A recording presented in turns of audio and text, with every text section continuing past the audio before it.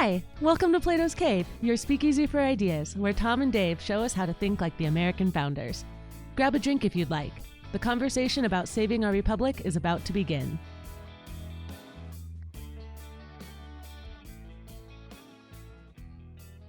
Dave, there's a lot of problems in the world. The one good news is that gas prices are at an all-time low.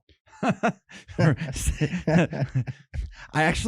trying to remember what movie it was. There was a Will Smith movie about the apocalypse. Yeah.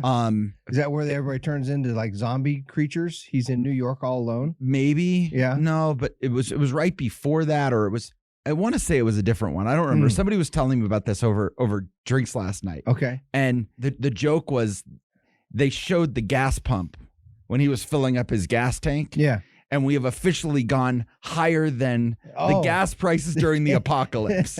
So gas prices.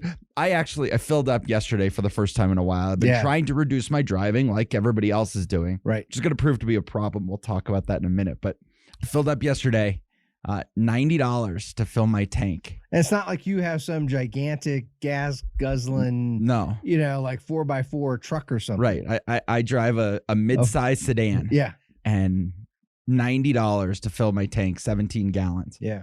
It was unbelievable. Well, I'm in a sarcastic mood today, Dave, so this might be a long podcast for you. So clearly that means capitalism has failed. Yeah, right.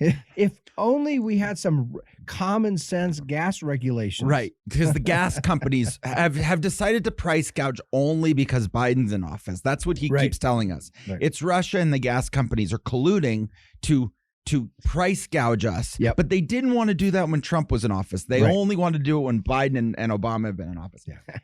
Here's where this gets really bad. Today or this week, I don't know exactly what day it was, but this week, the Obama administration, it's the Biden administration. That was a little Freudian slip there, Dave. Yeah. They announced that they're going to continue to release more and more of our strategic reserves. Yeah. There was a post on Facebook. This is all going back to this post on Facebook. I don't remember if it was one of our members who posted originally. I think it was. And there were some comments on there of, these guys don't understand economics. These guys are stupid. And we keep going back to, we've been saying this for a long time. The progressives weren't stupid. The Democrats, the progressives, they're not stupid. No. They know exactly what they're doing. This is all organized and planned, and this hasn't been an attempt, and this has been an approach for 150 years. Absolutely. This is not just economic incompetence. Right. So what is actually happening? We saw gas prices go way up under Obama. Yep. They came way down under Trump. They went way back up, and now they're exceedingly high under Biden. Yeah. And it's exactly what they want, because they keep telling everybody, well, you're going to have to switch to an electric car. Yeah. For climate change purposes, you're going to have to switch to an electric car. Yep. And as long as we have oil reserves, people are going to say, I don't really need to do it. He is using this opportunity specifically to dry up our oil reserves. And I say he, but the administration. This is all organized. This is all planned. This is all. And I don't even think this is a conspiracy theory. Yeah. Well, it certainly is true. I mean, there's a couple of things to say. One, I was reading some numbers. I don't have them at my fingertips or right on the top of my head, but I will. I'll mention these numbers in some detail in a later podcast. There are measurements of, and I forget exactly how these categories are labeled. There's the total amount of oil that is in the earth, and then the category that's really important is the total amount of oil that we can get to in a profitable way, right? Because there are some places where there's oil, but it would cost so much to get to the oil, it doesn't make any business sense. Right. So what matters is the amount of oil that we can get to in a way that that one can still run a profitable business. And it turns out that number over the last 30 years has consistently gotten bigger and bigger and bigger, not because the oil reserves under the ground are growing. It's because we are improving technology. We can now economically, in a way that makes business sense, we can get to oil that we couldn't get to 10, 15, 20 years ago. All these between fracking and horizontal drilling and other kind of technologies I don't even fully understand I just know that there are businesses who specialize in extracting oil from the ground. And so it turns out the amount of oil, it actually ends up being in the hundreds of trillions of barrels. Right. There's a lot of oil that can keep us going for many, many decades. I heard hundreds of thousands of years that we could continue to operate. And I don't know if there's truth to that, but that's the word, that we have enough oil in North America alone that could keep the United States functioning on fossil fuels for hundreds of thousands of years. Yeah. This is a climate change agenda that is driving all of this. And if anybody thinks otherwise, don't start thinking and don't start playing into this game of, oh, it's just Biden is dumb or the Democrats are economically illiterate. They know exactly what they're doing. This is all intentional. This is not some. Yeah, no, it's absolutely true. I mean, the other thing we should emphasize here when we see things like this happening, this is classic New Deal style progressivism. Mm-hmm. Regulate an entire industry to the hilt, every step. In the case of oil and gas, every step is highly regulated, from getting permits as to where a company might drill, to the surveying and trying to discover whether there's actually oil under the ground or not, to the extraction of that oil, the refining of it, the transportation of it, the retail sale of it in the form of gasoline or diesel. Every step of the way is highly regulated, highly taxed, and in many cases subsidized in various kinds of ways. In other words, government has virtually complete control, right? Which is why there's very little competition. If anyone doubts that, here's my little challenge: go try to start a new oil company. see how that goes. It's almost impossible. And so what that means is we have government created, government regulated, near monopolies in the oil and gas industry. And so whatever you do, please don't look at oil and gas companies and say that's a failure of capitalism, or that's a failure of free markets. The world of oil and gas is nothing even resembling a free market. You left an important word out, and you don't do this often, so I'm gonna point it out. Yeah. You don't do this very often. You talked about it's highly regulated, highly controlled, highly subsidized. It's highly crony. Oh yeah, absolutely. And that's where I get the most worried. You want to know if you want to go start an oil company in the United States today, forget trying to get past all the regulations, forget trying to do anything else. Just put Hunter Biden on your board. Right. And this is where we start to get worried. This week, in addition to announcing a huge release of further oil reserves, the administration also opened up more importation and removed barriers of importation of solar panels from China. Right. So I read a whole bunch of commentary and interviews with the solar manufacturers in the United States who have said the administration just made this an uncompetitive, what's the word? Non-competitive? A non-competitive market, because they put so many regulations on us for how we have to operate our business. Right.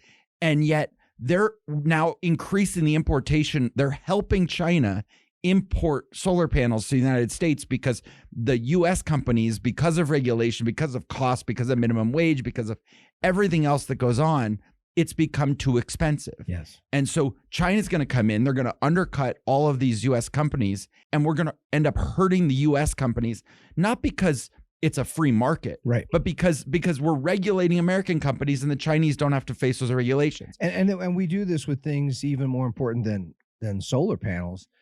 The exact same scenario exists in the realm of, say, antibiotics. Many of our medicines that we Americans need to be healthy, where's it manufactured? They're manufactured in China. Right. I started asking this question 20 years ago. Why are all these things Americans value and want? They're willing to pay for. They really do want these things. Right. Why are they all manufactured in China? Are Americans too stupid? Are they too lazy? Are they incompetent? Do they not know how to manufacture pills and solar panels and other things? And it turns out, oh, no. Americans are very competent, and they're quite willing, and they're just as smart, if not smarter. The difference is you can operate a factory in China, but there's a much lower burden of regulatory compliance. Right. And so we've literally regulated entire industries out of America and to places like China. And the reason I brought up solar panels in particular is this all goes to this climate transformation, right, that we're going through. There have been some serious comments coming out over the last 2 weeks about they are expecting massive rolling brownouts in Texas, in California, in New York, in major metropolitan areas. They're expecting major brownouts throughout the summer. We are facing a major shortage of electricity. And they don't want to create more fossil fuels. We can't afford more fossil fuels because they won't let us drill here. They're not allowing for any of that on U.S. soil. So what are they doing? They're letting China come in and create more energy through solar panels because they're worried that these brownouts that are going to prevent people from operating their electric vehicles, all of a sudden nobody's going to be able to get to work. The economy is going to continue to collapse. We end up in a recession, or dare I say depression, and they get wiped out in the elections. And this is all going back to it all goes back to two things. It goes back to cronyism, that there is no doubt in anybody's mind at this point that the Biden family has ties to China, and that there is an agenda here at work, and they're doing a really good job while we're all sitting here calling them idiots and economically illiterate, when that's just not the case. Yeah, well, yes, several things come to mind. I was going to make a comment about geopolitics. I am going to make a comment, but to preface it, I want our listeners to think about the concept of grand strategy. It's kind of an old-fashioned concept. Used to be connected to concepts like statesmanship. If you have a big, grand strategy, and then you're trying to figure out the means to accomplish whatever that big strategic goal is, step back when you're looking at progressives, rather than mocking Joe Biden and Nancy Pelosi and others, rather than making fun of them, step back for a minute and ask yourself, what is the grand strategy? What is the grand strategic goal of progressives? And when you really think about that, well, they want to transform the United States into a regime of total central planning, where really every aspect of life is controlled and planned and managed and regulated and subsidized and is in the hands of government experts.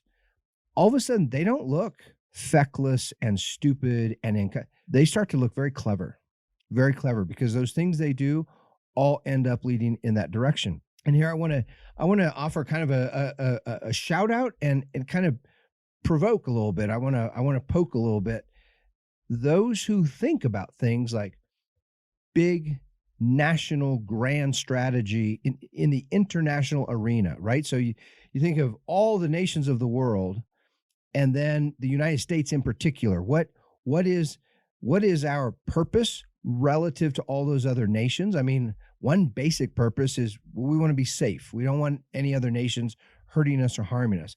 And as we look around that world, right, some nations pose a bigger threat to us than many nations don't pose much of a threat to us. Sure. Some nations like China, potentially a big threat.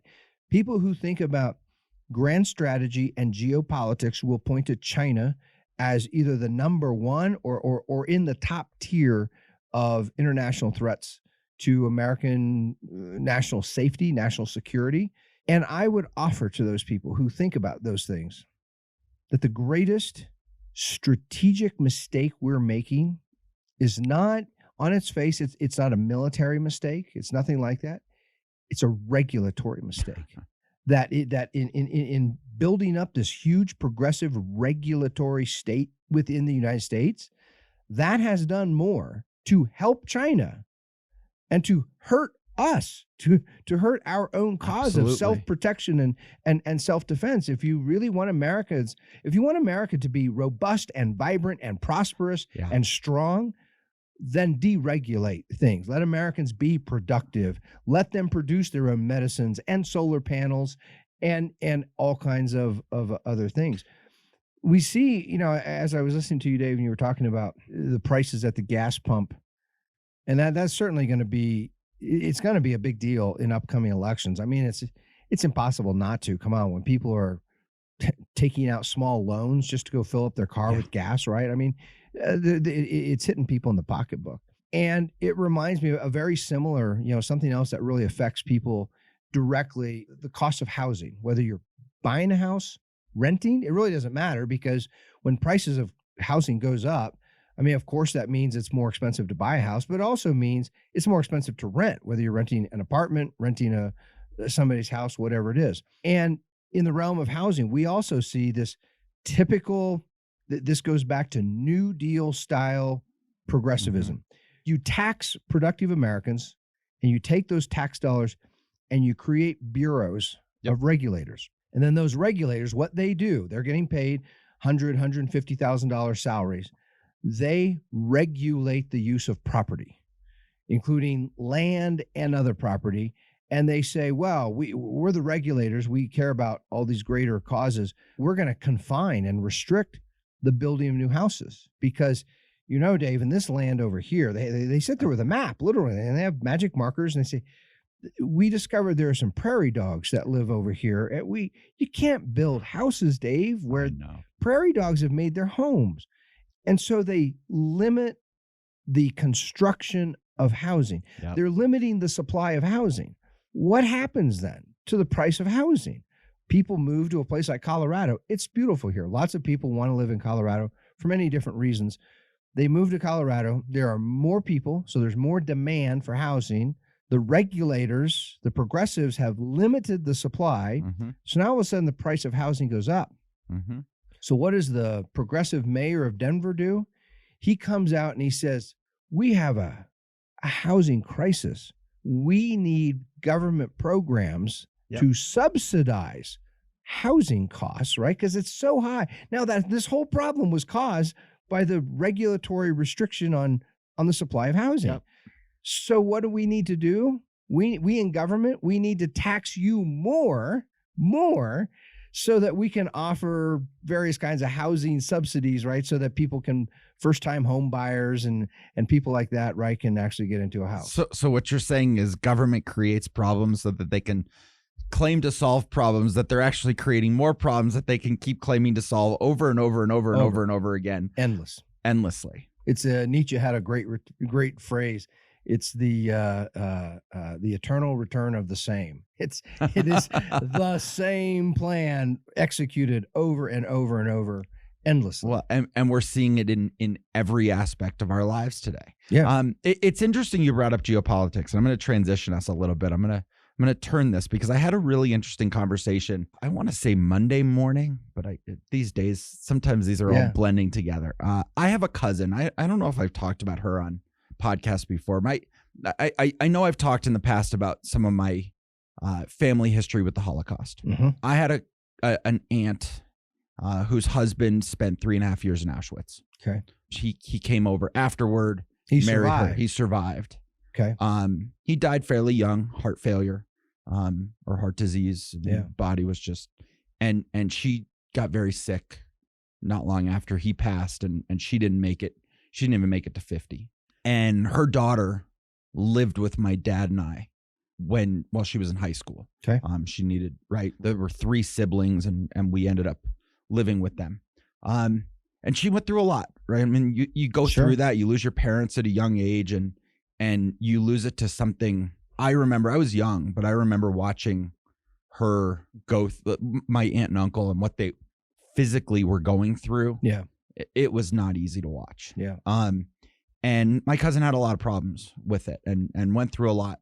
She's kicked butt ever since. And good for her. She is now one of the top digital retail managers in the world. She was the head of e-commerce. I'm not sure I know what that means. She was the head of online sales for Crocs worldwide. Okay. For a long time. And now she works for a company out of South America.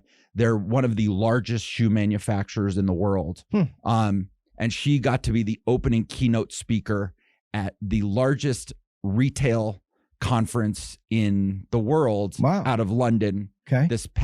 earlier this week. Yeah. And so she and I were talking, and this job is relatively new for her. And we were chatting over text because she's in London, and it was 5 a.m. there, and it was 11 o'clock at night here. And we're just kind of going back and forth. And I said, are you moving back to the States? You know, this new job, they have a main office in Miami. So Crocs had moved her to the Netherlands. She's been living in the Netherlands. Okay. And so that's where this geopolitics conversation came up. And she's always been a little bit more towards the bureaucracy side. Mm-hmm. She really likes living in Europe, but she had started to get to that point of, you know, I'm starting to get tired of some of the rules here. Two things she always complained about. One, no garbage disposals in Europe. The plumbing in Europe is too old. Okay. They can't handle garbage disposal, so you have to actually do something else. So, you know, the little things that government doesn't keep up with. Right. But the other side of it, she said, so I came back to the States and I started traveling a little bit to see, do we want to live back in the States? And she said, it's gone crazy here. She's been in Europe for now 10 years or so. She said, everybody's gone nuts. Like she says, even in the Netherlands, where she admits it's a big bureaucratic government. Sure. It is a progressive bureaucratic government. Yep. But she said, this conversation, she started going right down the road of, how are there 65 genders in the United States right now? and she said, I just can't understand. And she said, it became clear to her that all of these conversations and all of these things are just a distraction so that the government can keep growing its control and growing its bureaucracy. And it was so refreshing to me to hear somebody who has always been on that side of things. Yeah. She says, I think government should help with a lot of things. But all of this stuff that you guys are talking about over there, she says, it is such a distraction, and it's just ruining everybody's life. She says, this is absolutely crazy. And I said, it's interesting you brought that up. I had just watched Matt Walsh's new movie, What is a Woman? Have you heard about this? I've heard about it. I have not seen it. So she and I ended up talking about this, and I thought it was worth at least having a little bit of a conversation about it. First of all, it was directed and produced by our good friend Justin Folk. Oh yeah, he does some great work. Justin's done some great things. We've seen him do a great video with Mike Rowe. Yeah. And he before that did a feature length film in the theaters with Adam Carolla and Dennis Prager called No Safe Spaces, where he went around to college campuses, and it was a documentary on Adam Carolla of all people, like not your like hardcore conservative. Sure. Republican. He's a comedian, and he's getting protested on college campuses. Yep. So he just did this movie with Matt Walsh, and it was really fascinating. And it was fairly disturbing. I mean, he would go into these offices. The whole first part of the movie was him interviewing psychiatrists and doctors and educators, people who teach in the social sciences on major universities, and ask them, what is a woman? And they would say, that question is offensive. And he's having these conversations, and it just shows my cousin's spot on with this, right? She's sitting there talking about these people are talking in circular arguments, and they're focused on all of these things while the government is out there creating more regulation, doing more of the same, creating more problems that they can claim to be fixing so that they can keep growing. Yep. And the movie was worth seeing. I'm going to make a prediction in the realm of psychology.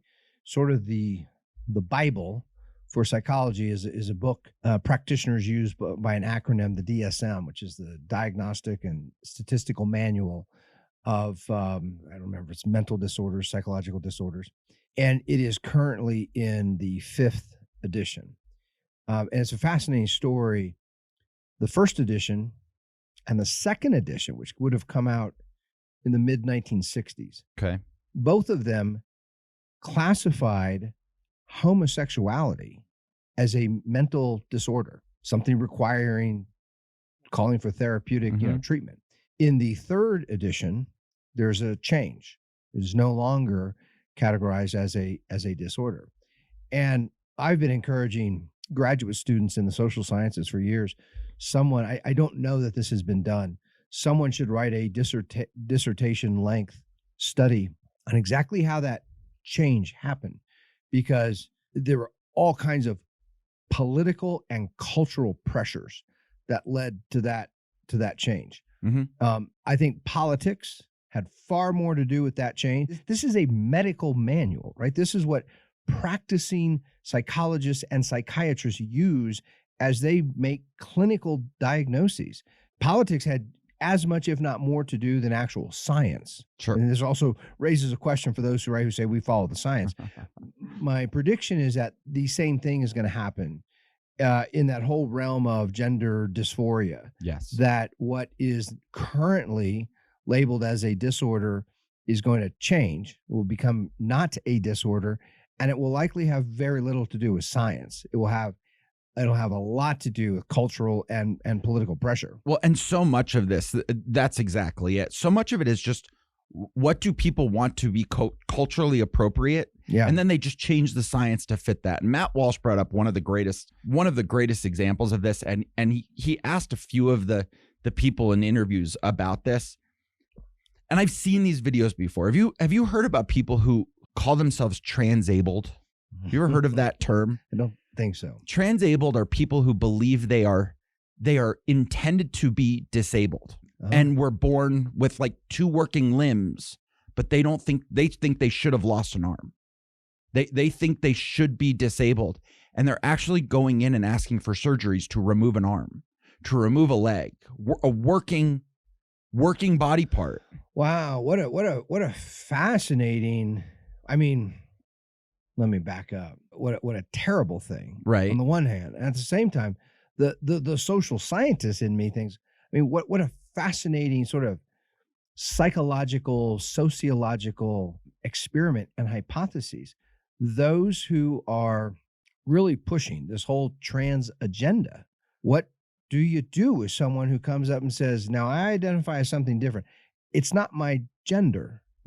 I identify as a disabled person. Yep. And my problem right now is I have 2 functioning arms and 2 functioning legs. I need you to cut some of them off. And there are places I've seen YouTube. These are all over YouTube where people will set up trailers, like big trailers, and they turn them into operating rooms.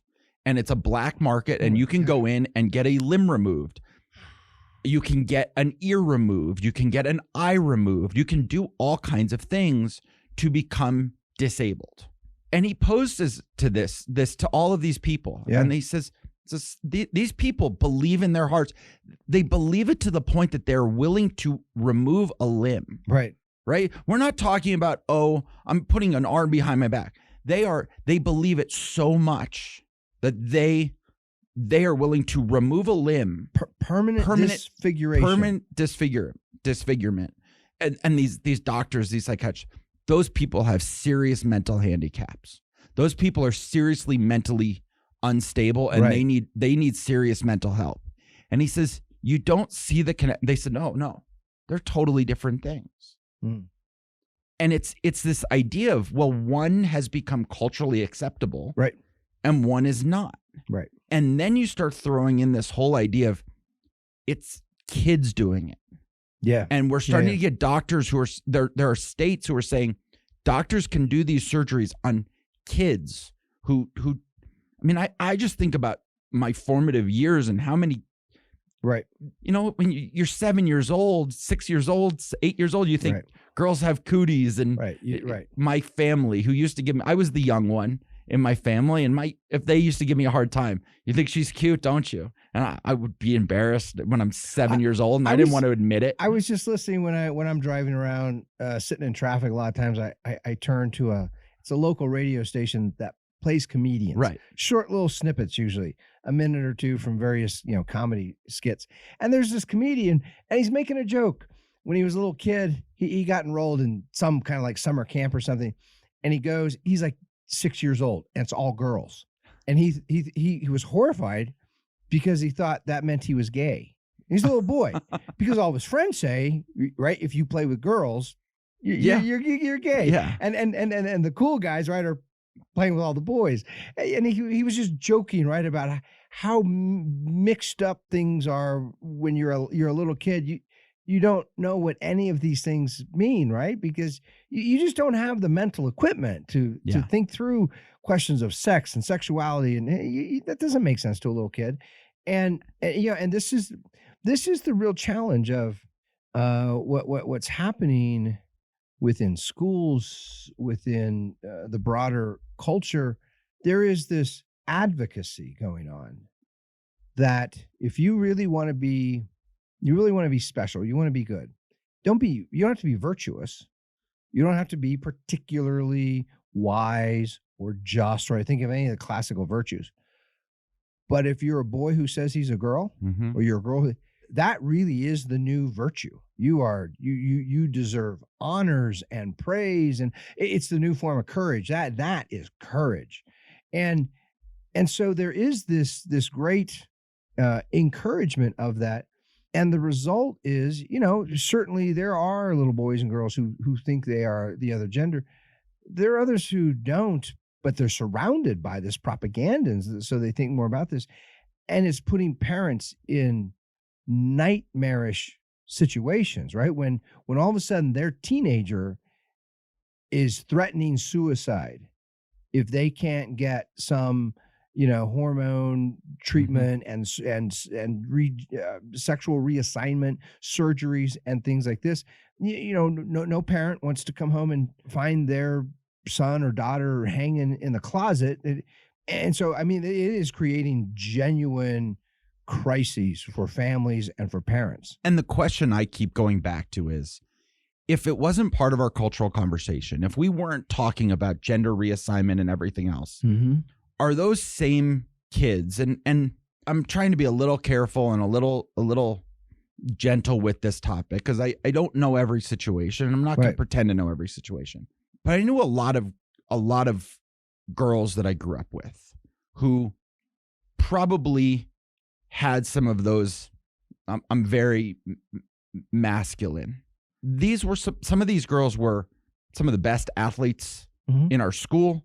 They were very tomboyish, and they just acted like tomboys. They hung out with the guys. We loved having them around. They were fun to have around. They were just one of the guys. One of the few great things about Facebook is you can stay in touch with people you grew up with. Sure. And I see some of them today, and they are these beautiful, wonderful, well-adjusted adult women with great families and great kids. Yeah. And I don't even think it was a phase. They still have that attitude. They still have that mentality, but they found themselves within it. And I think sometimes this whole cultural conversation has led to, well, I feel like this now, so I have to get a gender reassignment rather than I can just go be a tomboy and I can go hang out with the guys and those can be my friends and get along. And it's funny because part of that conversation is, if you do that, if you're a tomboy and hang out with the guys, you're a victim.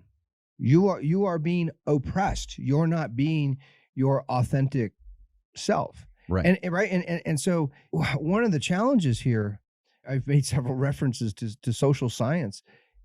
The real social scientists among us who is actually interested in social phenomena would look at and try to test what influence is the conversation having, right? Not how many people, right? What percentage or what fraction of a percentage of people born somehow think they're the opposite gender. That's one question. That's a biological question, a psychological question. I'm asking, what is the influence of this movement, this conversation that really is relatively, it's within the last decade. Right.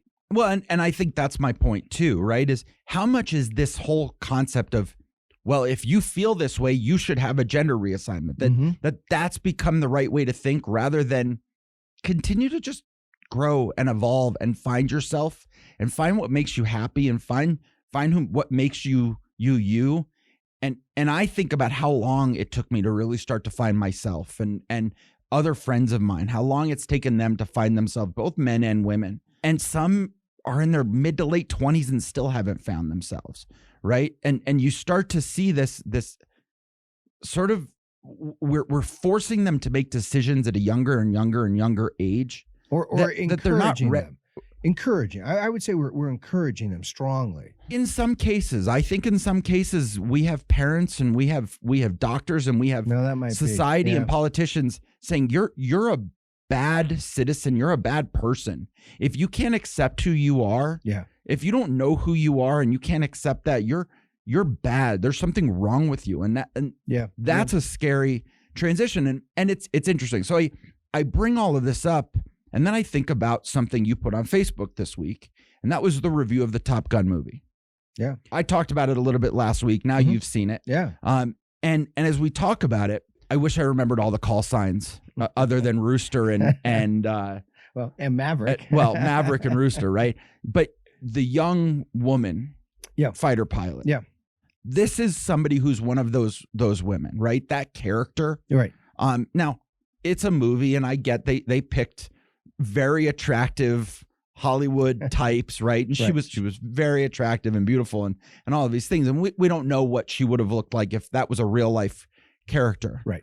Or real life person. But that was something I think you see quite a bit in the military. You see some of these women who grew up as a bit of an alpha personality, as I can do anything you can do, and I can accomplish anything I want to, and they do, and they still turn out to be, and they embrace that whole role. And there was a line in that movie towards the beginning, and it's now been a couple weeks since I've seen it. It's been 2 weeks. I don't remember the exact line, but it was something along the lines of one of the guys was calling her a man. He was he was saying you're a man, making a joke about it. You got to be a man for this, and she just instantly brushes it off, right? And turns her joke right back. Well, that's fine if someone calls her a man, as long as they don't call you a man, right? Right. Imply you're not a real man. You're not a manly man. And the point is, no one was victimized, right? No one. It was a joke, and she was there because she's among the very best. Yeah. She's a Top Gun graduate. She's among the best pilot in the world, as are everybody else. And that's why they've been selected. And I want to keep talking about Top Gun now that you've seen it, but to just kind of tie that into the other topic, if that person, because I think I actually know some of those people. We have you and I both know some friends here in town. Yeah. Who are those people? They have they are high level in the military women. Yeah. Who are strong and confident and impressive. Yeah. And have done some incredible things. Yeah. And at the same time, I wonder how where those women would be today if they had grown up in this culture. Right. What changes would they have made? Would they have had to see a psychiatrist as a kid that they really didn't need? Or would somebody have pushed maybe gender reassignment on them because they were the male alpha style of women? And some of these are just incredibly impressive human beings. I don't care, man, women, anything else. They're incredibly impressive human beings. They happen to be women.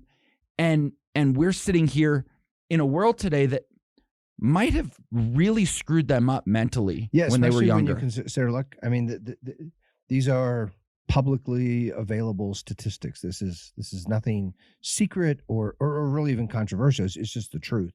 People who go down that path of gender reassignment therapy of various kinds, all kinds of pathologies are very high within that group of people, including suicide, depression. I mean, just terrible. Now, there's the big question, right? Well, is that because of the path that they went down, or is it because, the social pressures around them, people are just not accepting of that? That's sort of an ongoing debate and a discussion. Here's the real challenge, Dave. The kind of conversation that you and I are having right now, it's almost impossible to have in many venues, in many places, in many different audiences, because many people who would hear us talking right now, like, what would have happened to the kind of unusual, strong tomboy type growing up now versus growing up 20, 30, 40 years ago, right? Just an honest conversation. We can't even have the discussion in many places because progressives will say, well, you hate trans people. Why all this hate talk? We're not talking about hating anybody. Right. We're talking about what does it mean to grow up in one cultural environment versus another cultural environment. And the big question is, have we created a cultural environment today that's actually more toxic, that's more destructive, that's more harmful, that's more unhealthy. It might be. And that's something, and that's on progressives. They have shaped the culture that we have today. That word destructive is the exact word that came to my mind. And my biggest fear in all of this is that we're destroying lives of people who could be hugely beneficial to our society, could be great people, great neighbors, great family members, great citizens. We are destroying them because we're telling them, if you don't do this, you're a bad person. And that's a really scary thing. You know, one of the things in Walsh's movie, they had somebody on who talked a lot about it. It was somebody who transitioned and has major regrets for it. Yeah. Has had several surgeries to prevent death because the transition has caused so many other issues. Yeah. And it's now it was a woman who had transitioned to a man that now goes out and I mean, did all the surgeries, right? And now goes out and advocates against it and says, don't do this. It's not healthy. It's not right for you. And talked about suicide doesn't happen right after you transition. Suicide generally happens, said 90% of suicides for trans people who have trans happen 7 to 10 years later because they're nearly suicidal when it happens, when they ask for the transition, right? And they never become happy. It doesn't actually fix any of the problems that they were upset about. And they say, well, I did what I thought I was supposed to do. This was supposed to make me happy. Right. And now I can't. And it didn't. And now I can't go back and I don't know what to do. And they just say that's it. I'm done. And they commit suicide. And we have extremely high suicide rates, 7 to 10 years after transitioning for most of these people. And it's really scary to think about what that's going to do. And in a way, what this is a microcosm. This is just one example of really the difference between the classical teaching of virtue. We have our virtues within the Vino Veritas Society that we derive from both the teachings of the American founding and the classical teachings of virtue. There's the classical model, which I'm gonna distill this down in the most basic soundbite I can. You have to be good before you can be happy. In a way, that's the whole teaching of Aristotle in his Nicomachean Ethics. You got to learn what it means to be good and then practice. You have to actually be good. You can't just know what it means to be good. You got to be good. You got to be courageous. You got to be wise. You got to be just, right? You have to live virtuously. And then happiness is the reward of that. You will find yourself living as a happy person because you're living well. You're living virtuously. That's the old model. The new postmodern progressive model is do what you feel like doing. Yep. Whatever, and do what you feel like doing right now. Don't let anyone restrict you, restrain you. Do whatever you want to do right now. And it turns out that is one of the most destructive lessons for life. That's not the way to live. It's the opposite of living well. Immediate gratification. Yeah. Immediate gratification.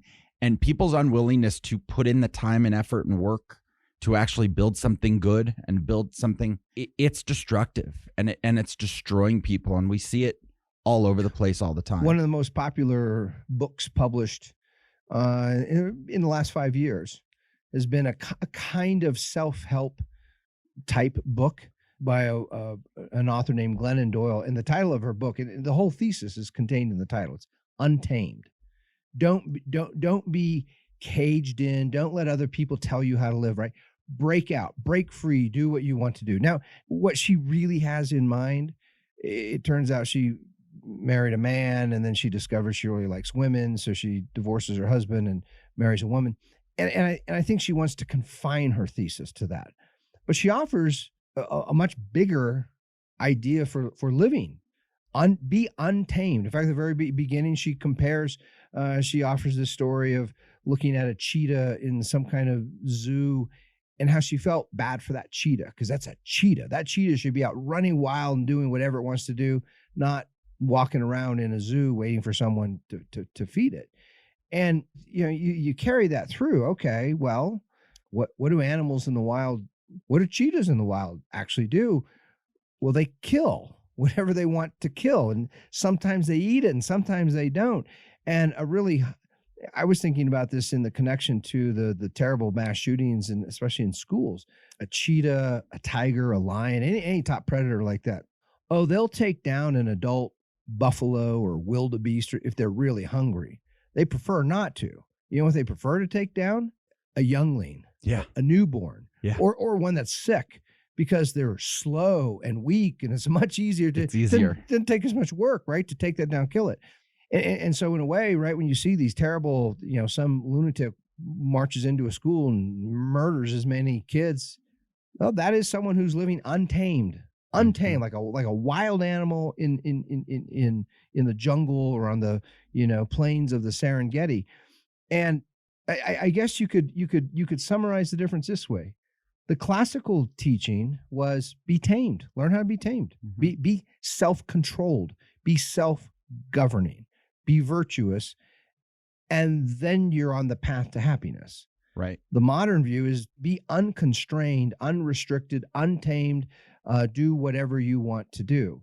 And we see a lot of people living that way and then regretting it terribly, sometimes to the extent of suicide and terrible measures, because it turns out that wasn't living well. It's a very sad occurrence that we have this.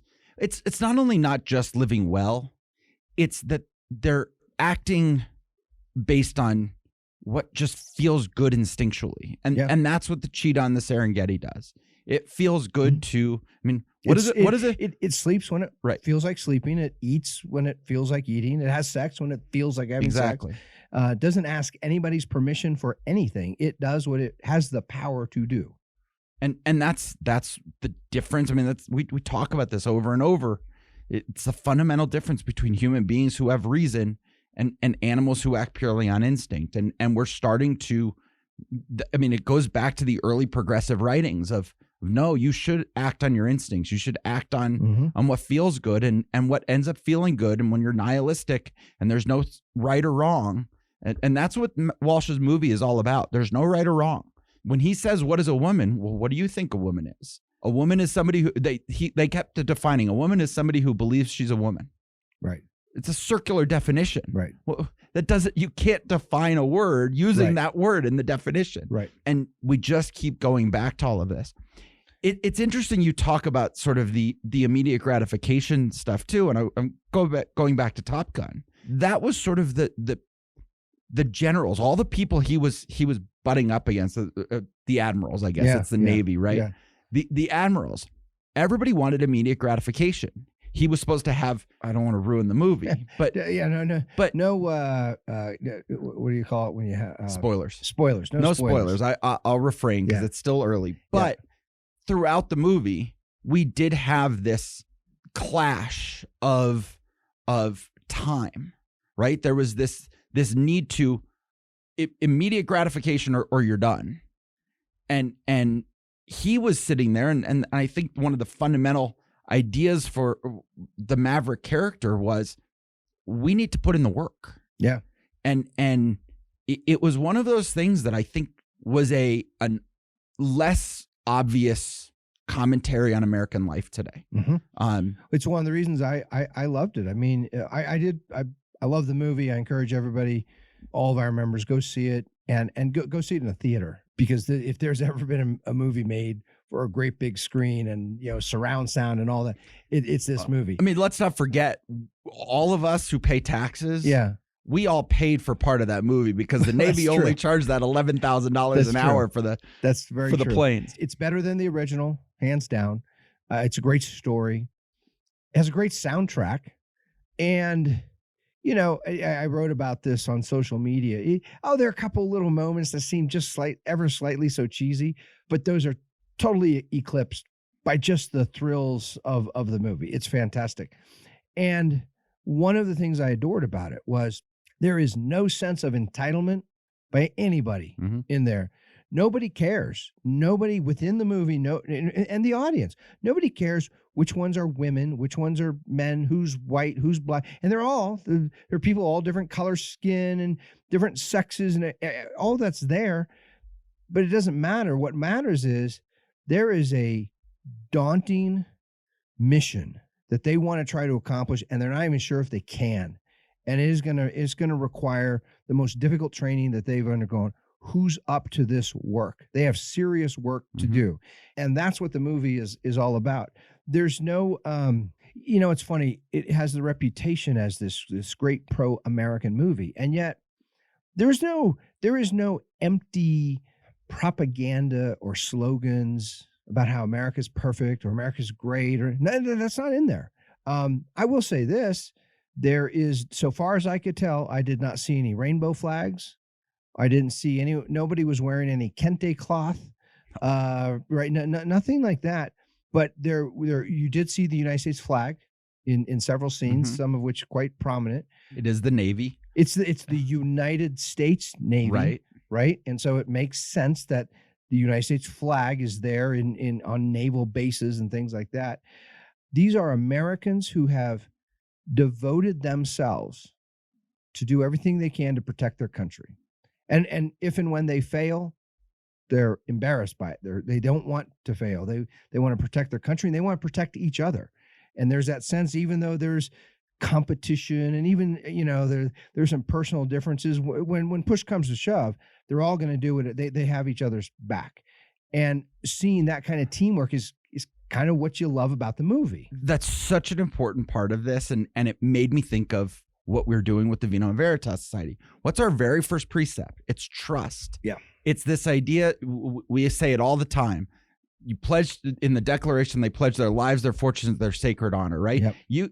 When you're going into that battle, when you're going on that mission, you're pledging your life to the people around you. Yeah. You're pledging everything you have. You're putting everything on the line, and you have to trust each other. And there is a scene in the movie that goes back to establishing trust and establishing trust among the team. And it's so overlooked as just a minor part of the movie by everybody else I went and saw it with. And I said, did you see how important that? Well, yeah, but the fighting was cool and the planes were cool. But that aspect of building that trust among the team, you couldn't have that movie without it. And I love that they made that the admirals. I mean, it was such that conflict there. I mean, it really was. I see this whole thing as the admirals were the progressives. The admirals were the bureaucrats. Oh yeah, they were the guys who acted exactly like progressive bureaucrats. Yes. And Maverick was the American. Yes. He was the founder. He thought like the founders. He did everything the way we believe you should act as a good citizen. To put a little edge on what you just said, the admirals were the Germans, and Maverick was the American in the movie. No, it's very much true, and it's one of the the beautiful things about this movie is, again, there's no sloganeering, none, but sort of the premise, just the unspoken premise of the whole movie is that America's worth defending. Some other people are doing some bad stuff with the intention of hurting America. America is worth protecting, is worth defending. And the group who is selected, they're the best. Right. By definition, that's why they're picked. It's unknown if they're all going to be able to participate. If you can't cut the muster, you're out. You're not going to participate. And in that course of figuring out who's up to the challenge, there is zero emphasis, none, on anybody's sexual preferences or what. I mean, I think this is why there are a handful. If you search reviews of the movie, there are a handful of progressive critics. In fact, one, I think I'm gonna write something about this. He said he almost fell asleep twice. It was so boring. He hated it, and the main reason was, he said, it's as woke as 2003, meaning this movie that was just now is as woke as people were in 2003, which is not much. It's not sufficiently woke, so he doesn't like it. He was bored. He was bored with it, right? And they don't like it because there are no identity politics. People's skin color and gender just don't matter. They're all Americans. Law should protect their rights of all of them, and what they're being asked for is very much a competition.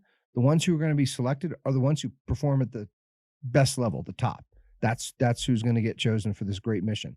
And it's the opposite of everything progressivism stands for. Right. There is no opening questionnaire of, well, who here has been a victim of racial oppression and misogyny and this and that. We're going to give you extra affirmative action point. That doesn't happen here. It's let's go fly and see. Some of you can make these maneuvers and some of you can't. And we need to see what you're made of. In fact, that's one of his lines in there. Show me what you're made of. Right. It's interesting. I think back to the original.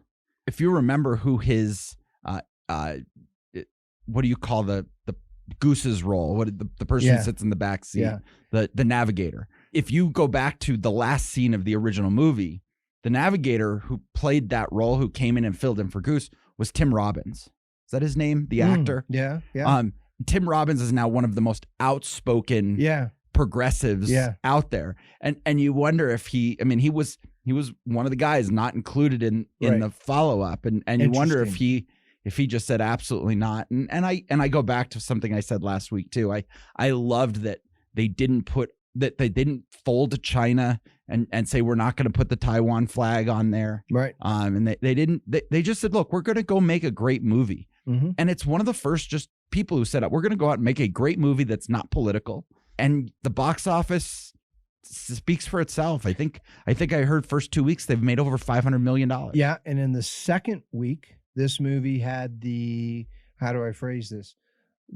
All movies, right? If they come out and the opening weekend, if it's a movie that receives a bunch of hype and marketing, which this did, the first opening weekend is always the biggest. Mm-hmm. And then it goes down. This movie had the less decline in viewership and ticket sales than any movie ever. Right. Which is a pretty amazing thing, right? It means people are still going to see the movie. I'll say this as we wrap up, because our time here is coming to an end. The very opening thing, it's just Tom Cruise sitting there looking at the movie. It's a kind of thank you. When I heard about this, I thought it might be a little cheesy. It's not. It actually really worked. He's looking right at you and saying, thank you. I know there's lots of other things you could be doing. You came to this movie and I appreciate it. And we made this movie really to be enjoyed in a theater. So thank you for coming out. I assume that won't be there when it airs on TV later. Right. I don't know. But thank you for, coming out to the theater. And we hope you have a great experience. It's one of those interesting things about Tom Cruise that so many people have issues with Tom Cruise as a person, right? They don't like the Scientology side of him. They don't like all these different things. Yeah. But he does things like that.